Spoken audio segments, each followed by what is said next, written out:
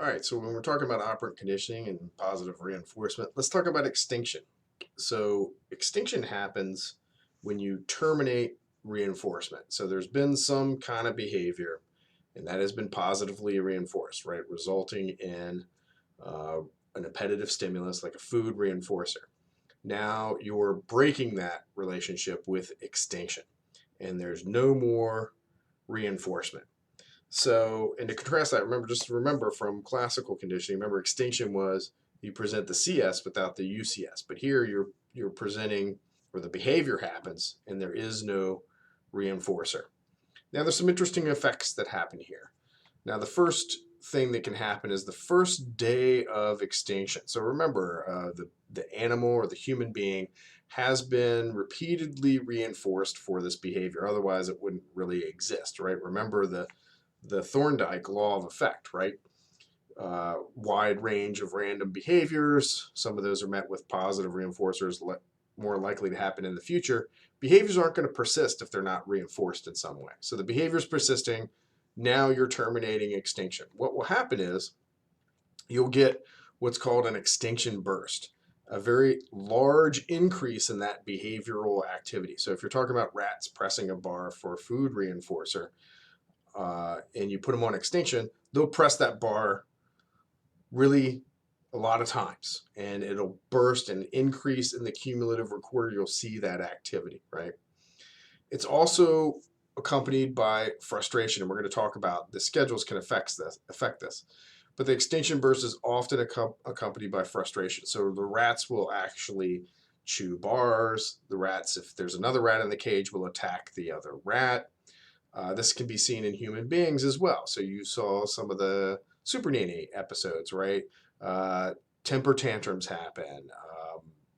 And if you're putting money in a drink machine and you don't get your drink, you're going to push the buttons really hard and maybe kick and punch on the machine, right? Displaying some sort of frustration.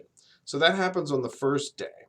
If you come back and put the animal in the operant box and really in beyond, a lot less, not really a burst, not really frustration. There might be some spontaneous recovery. That is, the animal goes over, presses the bar again, and realizes, just test it out, see if it's going to pay out again. And if you think about it, this makes sense. If the animal has been reinforced at one point in time, it's going to try the behavior again to see if it gets reinforced again. So it might try to press the bar a little bit and not get reinforced, right? Now, this is really important, particularly with children. They might engage in that negative behavior again and see if they get reinforced. And when I say negative behavior, behavior that you don't want, they might engage in it again and see if you're going to stick to your rules or if you'll reinforce them again. So you have to watch for that. Same with animals or animal training. They might engage in that behavior again to see if it's going to be reinforcing on day 2 and beyond. Now, the schedule will affect the extinction. You'll get the greatest frustration and the fastest extinction when you're on a continuous reinforcement schedule. So when you've been reinforced every time, that'll produce the most frustration, but it also results in the fastest extinction versus a partial reinforcement schedule. And if you think about it, partial reinforcement is you're not reinforced every time, like you're reinforced every 10th time on a fixed ratio 10 or other schedules. And that is because, and this is called, by the way, this is called the partial reinforcement extinction effect. It takes longer to extinguish those behaviors, less frustration. Now, if you think about it, it makes perfect sense. If you're on continuous reinforcement, you notice a change in contingency, you notice you're on extinction right away.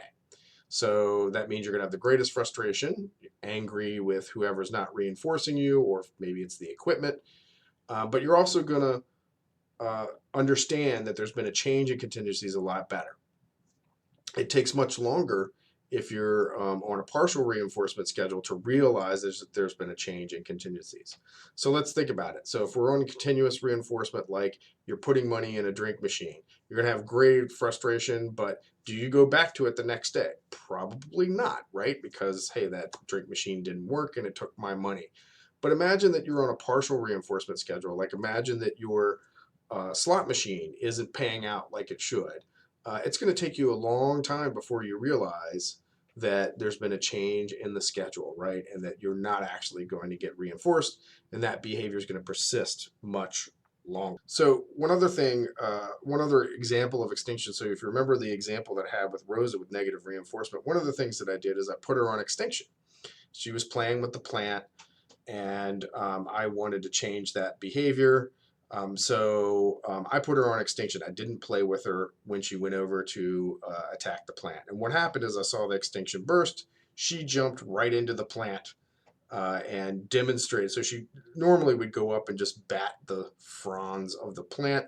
But in this case, she jumped in the center of the plant, showing that extinction burst. So when you do it, when you put an animal on extinction or person on extinction, you can expect it. You can expect that to happen, right? So now let's talk a little bit about what a reinforcer is and some ideas about what a reinforcer is. We've been talking about positive reinforcement, so it's time to sort of talk a little bit about this. So there's been some general thoughts about this over the years. And so general definition is stimulus, like an appetitive stimulus that increases the probability of a behavior. Now it's kind of circular because you can't really identify what stimuli fit this condition until you observe their effect on behavior, hence the circularity of the definition. So it's not that great. And this kind of begins with Thorndike. Thorndike, remember in his law of effects, said that he called a positive reinforcer a satisfying consequence. Well, what's a satisfying consequence? Well, anything that increases the probability of a behavior. So there's a lot of circularity in there, and that definition isn't that terrific. The next major advance in that definition of what a reinforcer came with Clark Hall. And what Hall said is he said reinforcers were anything that reduced drive. So what's drive? Well, drive is a motivational state that's produced by a departure from homeostasis, right? So we have homeostatic levels of nutrients, like in our bloodstream, or water volume in our bloodstream. And so when you get low on nutrients, you have a drive to eat, or when you get low on water volume, you have a drive to drink. And so these forces, when we have a departure from homeostasis, make reinforcers reinforcing, right? Improve the probability of our behavior happening in the future because they reduce whatever this drive is. And now this makes a lot of sense, and it explains a lot of behavior, right? So a hungry rat will press a bar for a food pellet. A thirsty rat will press a bar for access to a drinking tube, right? The problem with this, though, is rats won't press a bar if they're not thirsty for access to a drinking tube. However, they will press a bar for access to saccharin water, water that's been sweetened with a sweetener. Now, saccharin doesn't have any metabolic effects in the body, so there's really no reason that it would reduce drive. There is no departure from homeostasis for saccharin because it's an artificial sweetener, right? So that proved problematic for Hull's drive reduction theory because the statement all reinforcers result in drive reductions, well, that's not true. But you could say that all things that reduce drive are reinforcers. That's true, right? So if things reduce a drive, they're going to be reinforcing, right? So think like food when you're hungry, water when you're thirsty, etc. So it's a little bit better, but the problem is not all reinforcers reduce drive, right? That's the problem with this approach. So David Premack came along and he said that developed the Premack Principle, which says that more probable behaviors can reinforce less probable behaviors. So another way to think about this is that the behavior itself can be reinforcing.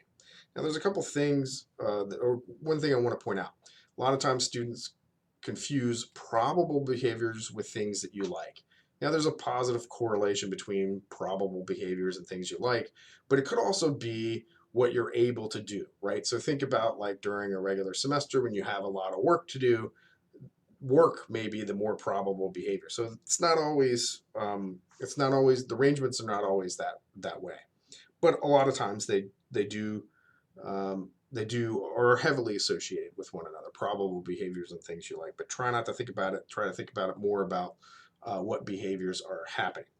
So we can arrange an environment. So let's say that we're observing an animal's behavior in a cage, and it's a small cage, And in this small cage, the rats will run on the wheel more than they will spend more time running on the wheel than they spend drinking water. So in this case, the wheel running is more probable, and in theory can serve as a reinforcer for the less probable behavior of drinking. So we could set up a contingency, right? So we could set up a contingency where the animal has to drink from a sipper tube, and then it opens up a door that gives access to the wheel. And if we do that, and David Premack did that, what will happen is drinking behavior will increase because running on the wheel is actually reinforcing, right? And what this shows is the behavior itself can be reinforcing. This is very powerful.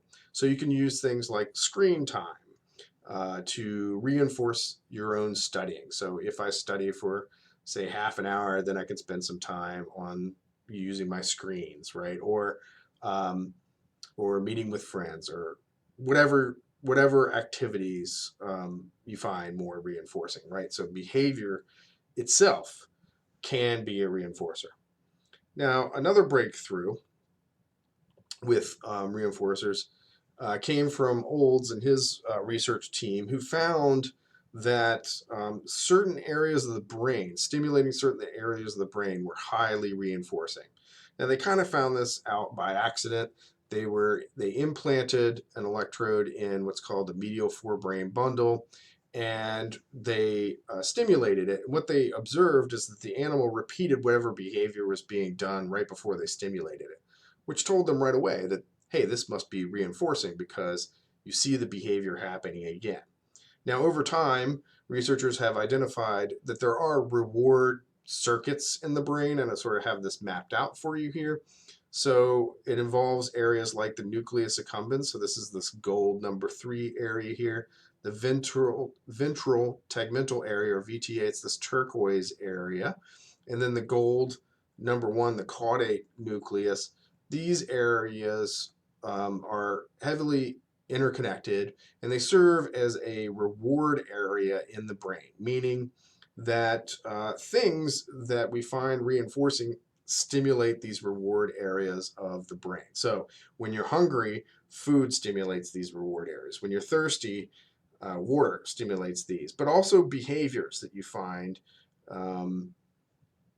reinforcing will also stimulate these areas as well. Now, Olds, when they implanted the electrode in the medial forebrain bundle, what they did is they allowed the rat to press the bar to stimulate their own brain. And what they found was that this produced the strongest response ever observed. The animals would press 5,000 times per hour for 24 hours. And in fact, they pressed so much that they wouldn't drink, they wouldn't eat, they would just keel over from exhaustion from pressing so much. They actually implanted these electrodes in cancer patients in a similar area, and they reported that it felt euphoric. So it was obviously a reinforcing area. So this leads us to the point where we are, where the reinforcers seem to stimulate these reward centers in the brain. And there's a good bit of evidence to support this from really all domains, including modern cognitive neuroscience. And these areas, like the nucleus accumbens, use a neurotransmitter called dopamine. So there's some additional evidence that supports this. Drugs that are highly addictive increase dopamine activity. Things like drugs like cocaine. And well, what about, like, we're talking about maybe regular reinforcers like a food reinforcer also stimulating this area. So you can give a drug that blocks dopamine prevents it from working in the brain. And when you do this, hungry rats act like they're on extinction when you block the dopamine release. So it's like the food is not reinforcing anymore. So you can take away the reinforcing qualities with this dopamine blocker. So it seems that while we don't have a complete definition for what a reinforcer is, it seems like behaviors, food reinforcers, other things that we find reinforcing stimulate these areas of our brain. So there's another video that you can watch that talks about dogs and brain imaging with them. So this is a really interesting video. I want you to watch it for a couple of things. Watch for the shaping. They have to train the dogs to actually get in the scanner, and then they're scanning them while they earn a reinforcer.